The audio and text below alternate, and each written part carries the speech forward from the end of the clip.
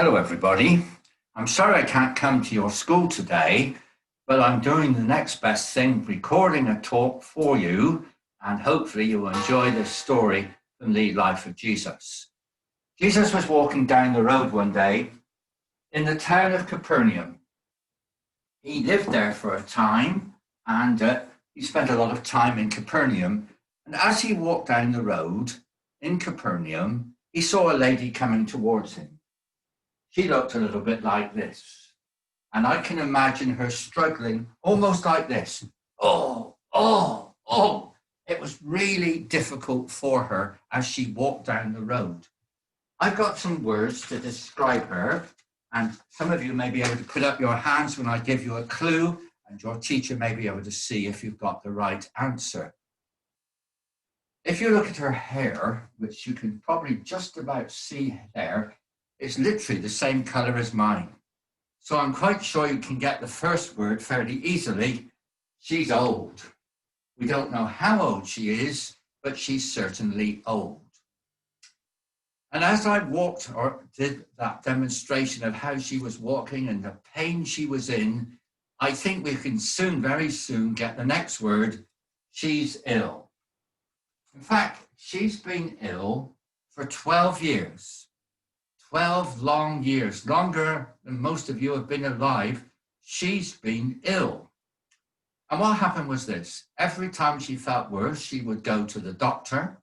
And when she went to the doctor, he would give her some tablets or medicine or something. And then he would say, that cost you so much. And she had to pay. We know that when we go to the doctors or the hospital, we don't have to pay anything. But she did. And slowly all her money was spent at the doctors until eventually she had no money at all. And if you've got no money, I guess somebody will put their hand up and tell me the answer. If I was there, she's poor. She hasn't got anything at all. In fact, the Bible says concerning this lady, she had spent all her money at the doctors, and rather than get better, she got worse. Well, if you're old and ill and poor, there's only one way to describe you. If we saw that lady's face, I'm quite sure there wouldn't be a smile there. She would be feeling very, very sad indeed. And I'm sad for her because it would be nice to think that as she was staggering down the road, somebody was helping her, maybe a friend, or maybe somebody from her family. But as far as we know, there was nobody with her at all. And if you haven't got any family, and if you haven't got any friends, you must be feeling very, very lonely indeed. And she certainly did. But I think to myself, as I see that lady, there's one other word that we need to use to describe her. She'd heard a lot about Jesus. Maybe she lived in Capernaum and she'd heard about some of the wonderful things that Jesus had done, those miracles that we often talk about. And she thought, Jesus has done some wonderful things. He's done some miracles. Maybe he could help me. But there was a problem. She couldn't go up to see Jesus and speak to him.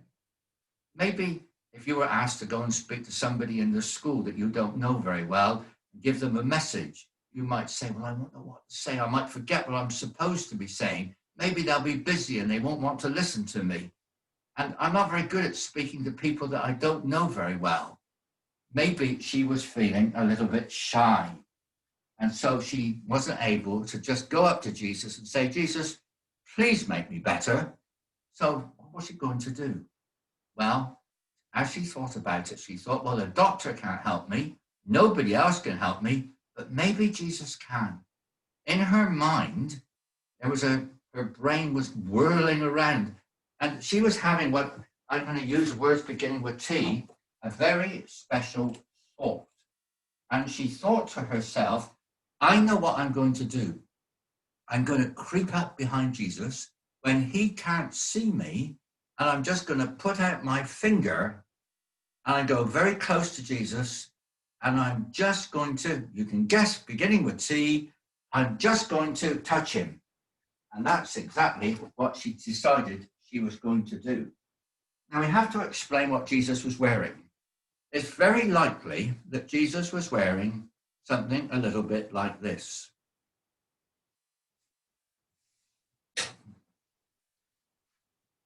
It looks like a really smart scarf, doesn't it? A little bit big for me, but nevertheless, it's a scarf. But it's not really a scarf. We call it a shawl. Now, you would think to yourself, well, maybe my mum or my gran might wear a shawl because sometimes ladies look really smart with a shawl, but it's not something men wear. But men in the Jewish religion do wear something like this quite regularly. They do it when they're going to say their prayers.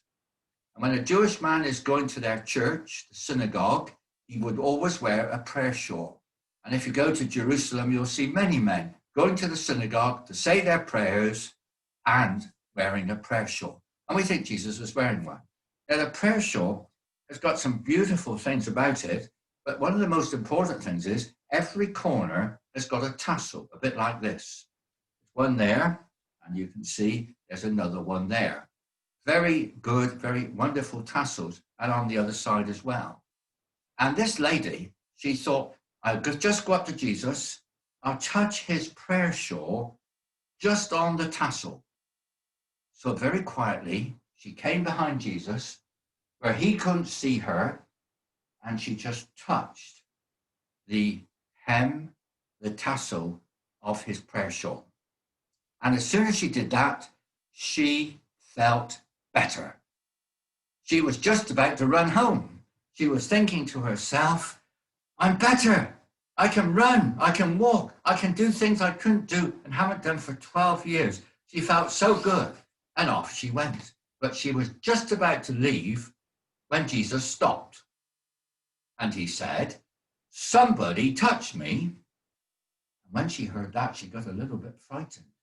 And the people with Jesus said, Jesus, there's a crowd of people. Of course somebody might have bumped into you.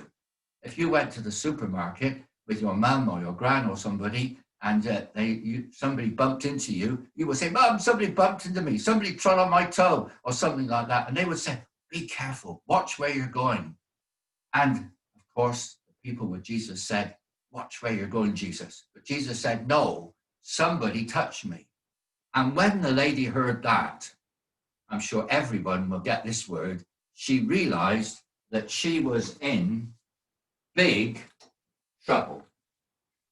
And she didn't know what to do. She could think to herself, well, maybe I'll run away. Maybe I'll hide. But then she thought to herself, no, that's not the right thing to do.